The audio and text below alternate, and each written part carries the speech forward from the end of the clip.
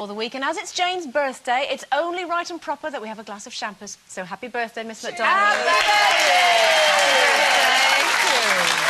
birthday! OK, now here's your final chance today to be in with a shout at our massive £15,000 giveaway. Yes, Chico's the man with the money, and here he is with all that massive moolah, and he can't wait to give it away. So what are you waiting for to get your hands on all that? All you need to do is answer the following question correctly.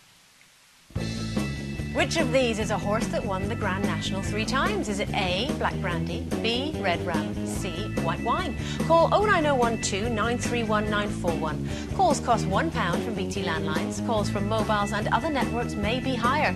Text WIN plus your answer A, B or C to 63337. Text costs £1 plus 1 standard network rate reply message. Digital satellite viewers can enter by pressing their red button now. You can also enter for free at itv.com. Entrance must be 18 or over. All lines close at 10 a.m. Saturday the 5th of April. If you do try to enter after this time, you may still be charged. Best of luck.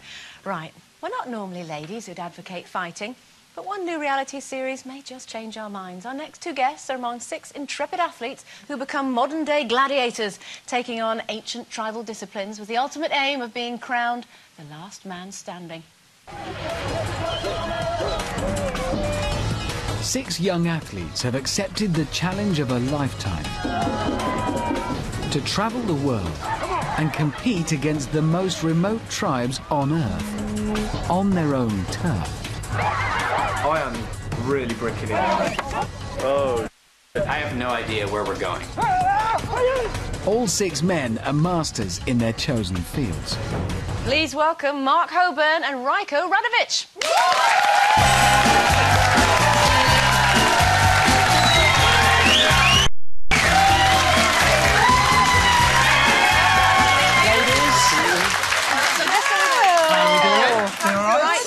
We're fine. Yeah. Welcome to the programme. There's yours. I have to say, you've been brought in as a little birthday treat for our Jane. Yes, thank you so much. You really perked me up today. Cheers. Cheers. Thank you very much. I mean, I'm sat straight. I'm sat straight. So are we. Yeah. No, that looked pretty intense and painful. Did you enjoy it at all?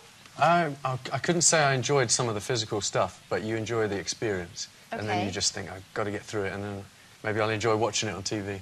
What did you have to do to sort of get onto that? Because no doubt there was probably thousands of guys wanted to do that.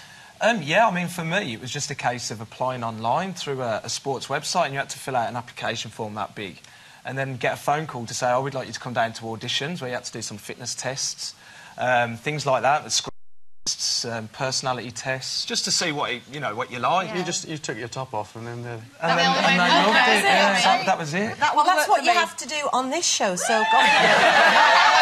Only if you take it off for me. Oh, don't stop it. One of the things you did, you ran 30 miles. Listen to this, in sandals, didn't you?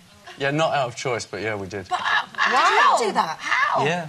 Well, the thing is, you get to the tribe and they say you've got to run 30 miles in sandals, and you kind of think, well, I don't want to, but what choice do I have? So. Well, you know that there's a load of Maasai tribesmen coming over from Kenya to run the London Marathon, and they're going to be doing it in this is no joke, rubber tyres cut out and tied to their feet. So it's probably that's just what they do over there, and they're coming over here to experience what it's like running a London Marathon. Is that the similar sort of mentality? Was it Maasai tribesmen that you were following, or? No. It was there were Mexican runners, so they're renowned for their long distance running. But what they do while they run it, they actually kick a wooden ball, and they are exactly what you said, like a car tyre just cut round your foot. Exactly like this. We have the actual 30 miles in those? Yeah, through the rocks at 5,500 feet. Now, aren't they? God, you get a fortune for that on eBay. I still wear them out and about. I bet you do. What were your feet like afterwards? Were they shredded? Yeah, just terribly blistered. And the worst part for me was this bit goes in between your toes, but it's not friendly, it's not soft. You know the one that I saw that I loved, and I think you won it? It was that stick thing. Yeah, the Zulu stick fight, you know, that was scary stuff. That was so dangerous because there was guys with blood pouring out their head. I mean, they weren't making any concessions for the fact that you were on a TV show, were they, really, these guys? No, I think with that one it was scary because you were actually fighting a rival tribe, and it was literally like a brawl. It was just a gang brawl, and so you were just thrown into it, and you had these guys hurt so fast at your head. And you had a week's training. You had the people you stayed with knew why you were there. But then the visiting tribe had no idea. They just saw these white guys turned up, want to fight with them. Yeah. You know, and they thought, just went for it. Yeah. Well, you must have had to really use a really intense mental approach as well as a physical to sort of combat that sort of thing, did you? Yeah, I'll tell you what it did do for me, and I think probably would have been the same for Rajko, I'm sure he'd tell you different, but what it did, it just actually pushed you somewhere where you'd never thought you'd go. I think I was petrified, I really was petrified before I went in, but the adrenaline came in, and it makes you just switch on and react in a way that you never ever thought you would. So, for me, it was a big learning experience as to who I was and how I would be in sort of a dangerous situation. Would you say you're different now, having done it? Yeah, a little bit. Because, I mean, you can't go through something like that and not be a bit different. I was just saying to someone a few minutes ago, like, when you come back, while you're away, you think, I'm so lucky to have what I have at home. Not just in terms of things, but I have the choice to choose a different career. I can do whatever I want. But out there, in the tribes, you know, you collect firewood, you eat, maybe hunt, and, you know, that's it. Did you break anything? We had a number of injuries. We had a nightmare. I snapped a ligament in my knee, and I broke a rib, and I broke a toe. And I slipped a disc, fractured my heel, burnt my bum really badly. That's worse than it sounds. Worse Let than me it have a sounds. look. I really did. Behind closed doors, me dear. So, obviously, your heart throbs now. I bet the women are throwing themselves at you now, are they? Well, not really. Because obviously you're quite ugly, so before the show you wouldn't have got any girlfriends. Well, I think that's what she was trying to make, Yeah. the point she was trying to make. That's why they picked us. But you have other skills that maybe wouldn't have come out on this programme. You're a bit of a dancer, aren't you, Mark? You Yeah, like throwing some I do a shapes. bit of dancing in my spare time. Exactly that, throw the shapes. Struck me stuff on the dance. Any particular kind of dancing? Yeah, that you I like to do salsa dancing. I've done it for the last 6 years. So I did kickboxing before that and replaced it with the salsa dancing. It was just a bit of a contrast, really. Oh, well, do you know what?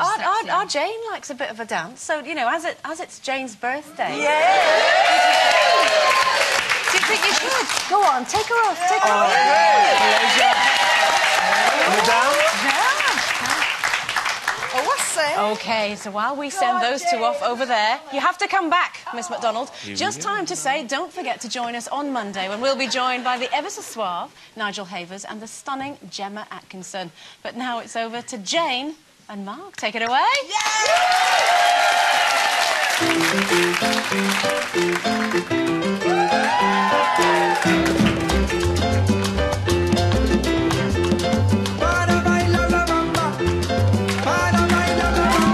Necesita una poca de gracia pa' mi patilla. Ahí arriba, y arriba, por ti seré, por ti seré, por ti seré. Yo no soy marinero, soy capitán